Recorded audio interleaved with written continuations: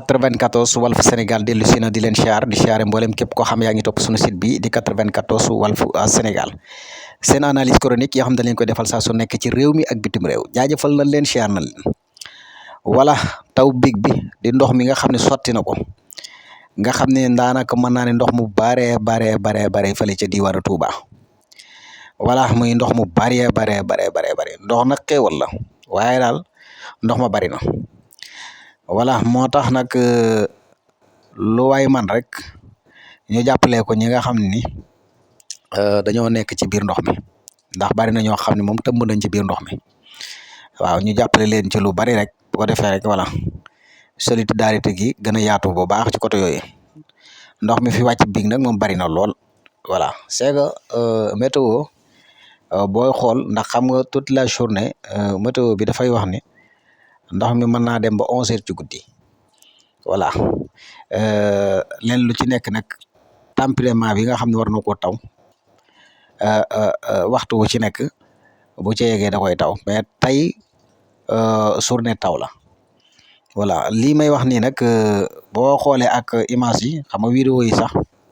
daanaka yaa ma gën a xam waaye image yi boo xoolee da ngay xam ni ndox mi bari na voilà nekkul loo xam ne nii ay gént la nekkul loo xam ne nii lu ñu sos la nekkul loo xam ne nii ndox mi ci boppam moo bari ci taw biig bi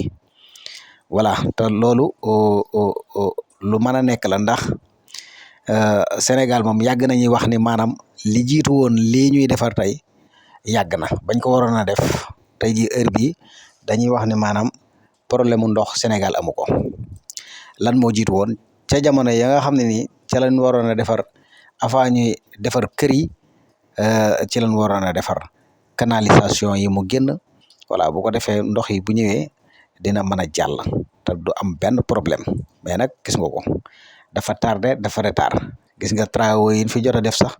moo tax sax ndox mi demewul noonu ndax nii mi baree nii nga gis ko nii ci image yi fii ak 2 jours wala 1 jour boo ñëwee dootoo ko fekk parce que am na canalisation yu ñu fi def yoo xam ne ni wax dëgg yàlla ndox mi da koy yóbbu bu baax kon yaakaar naa ne buñ ko teeloon a def ca jamono yooyu nag avant ñii di fi ñëw kon yaakaar naa ne wax dëgg fa yàlla duñu am problème mu ndox heure bu tawee doo tiit bu tawee naa génn sama kër doo tiit bu tawee wala fu may jaar booba fekk na préparé nañ ko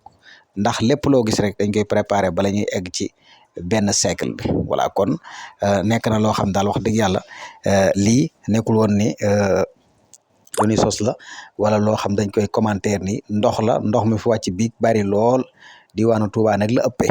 voilà kan nag bari na ci ñoo xam ne ni génn nañ seen i kër am na ñoo xam ne sax ndox mi daa ñëw ba seen i biir yi nekk kon nag yaakaar naa ne ñu gën a taxawaat bu baax a baax ci réew mi ñu bokkaan nday bokk baay di xàccandoo di dóorandoo te xam ni mbirum moom voilà ay canalisation moom dañ cee war a taxaw bu baax gën cee taxaw ndax ndox mi day gën a bari ndax jëmbat nañ ay garab te ay garab moom fu mu bari fu nekk ndox ma day gën a bari